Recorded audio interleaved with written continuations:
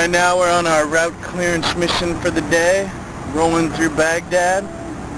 Not quite sure which part of Baghdad this is, but we are on the other side of the river, so we're on the east bank.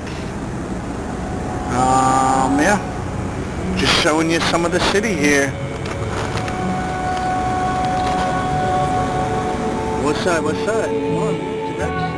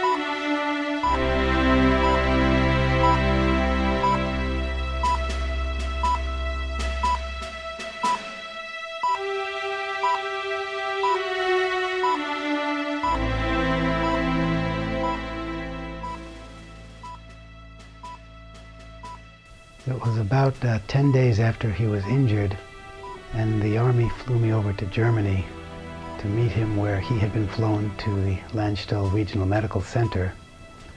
And after flying all night and arriving the next day at the hospital, I was prepped by his critical care nurse and chaplain about what I might see. And then we went into his room, and they had prepped me about all of the tubes that would be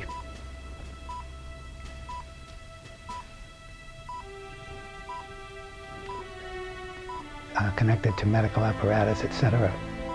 And they tried to, explain to me ahead of time the various functions of all of the medical equipment.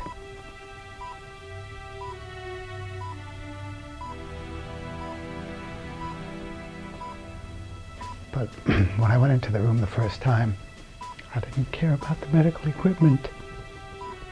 I saw him laying there. He looked like a corpse.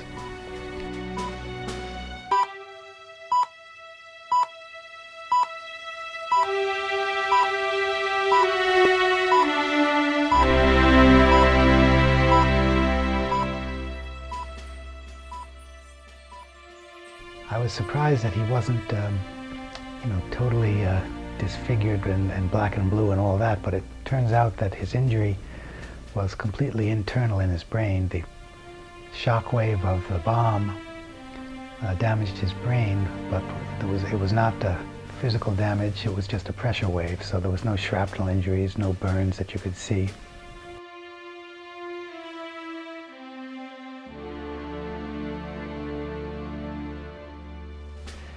The only other thing I remember the very first time I saw him, they said his eyes were closed most of the time, but every once in a while, they did open spontaneously, so I was aware of that.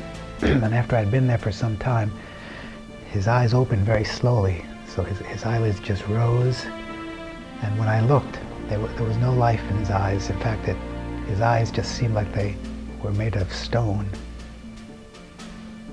They stayed open for a few seconds, and then closed, and they remained closed. But anyway, that's what I remember from seeing the first time.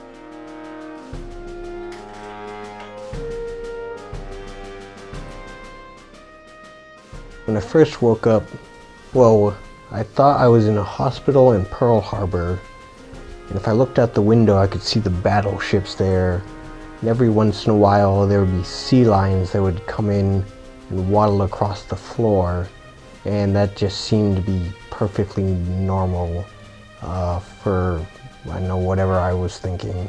That just seemed to be the way things were, and there was nothing weird or strange about that. So.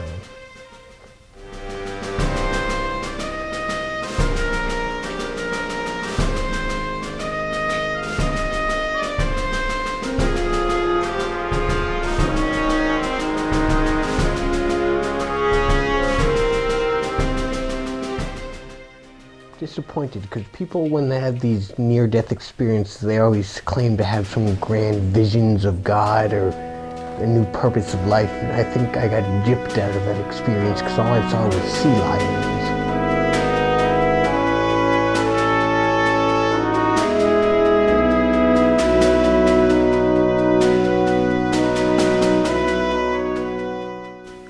The first time I saw him, it was difficult because I had never imagined my brother in such kind of a state as he was in, and it was really hard, but he was so happy to see me, and it kind of made me feel guilty that I didn't really want to see him.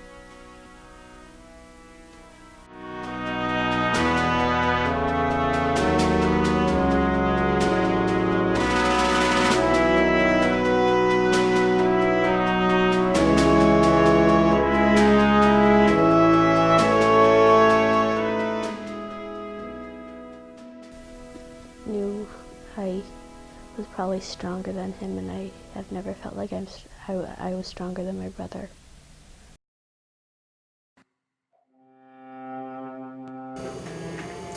We are looking at a model of my son Robert's skull.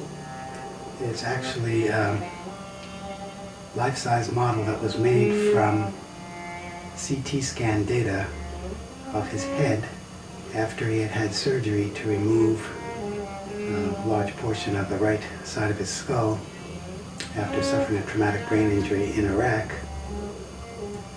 That traumatic brain injury, the doctors knew, would cause the brain to swell, and if the skull is intact and the brain swells, then there's no place for that swelling brain to go other than down the spinal column, which causes the person to become paralyzed and then to die within just a short time.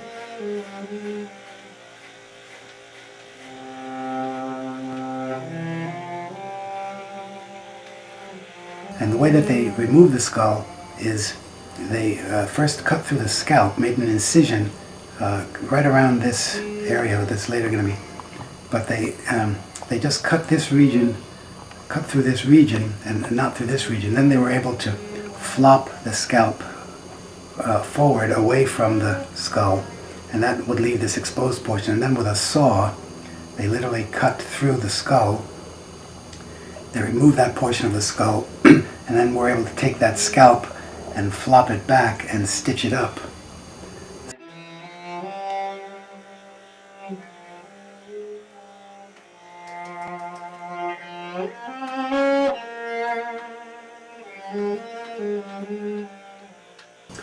When I first saw him about a week after the injury, I flew to Germany. He was at Landstuhl Regional Medical Center in a coma, and actually he appeared normal to me because this part of his head, because of the brain swelling, was just about symmetrical with this part. So he, other than he had a scar with staples, and he looked normal, but as the brain swelling went down, because there was no skull in place, this area became kind of indented, kind of like a deflated football. And for 6 months, he had this kind of indented scalp in this part where there was no skull to hold it up. And he did rehabilitation. He would walk around. He would, do daily activities. Although any time that he walked around, he had to wear a soft helmet. Anytime we went out, he would wear that helmet to protect this huge soft spot in his skull. When they were going to put the artificial implant in 6 months later, again they had to cut the scalp, flop it forward, put the implant in place, fasten it with titanium fasteners, and then put the scalp back on.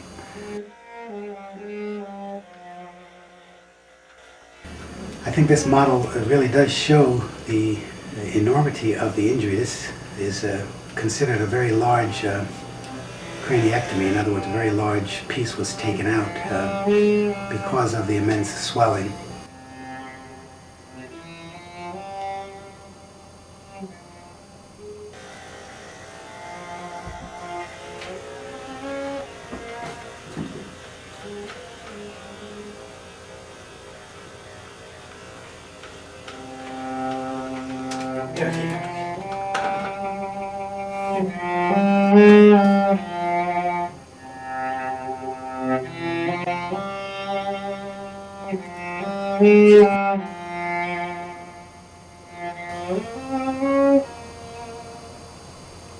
You can actually see a little bit of blood. They cleaned it up pretty well, but they did get a little blood on it as the surgeons were handling it with gloves that were a little bit blood spattered.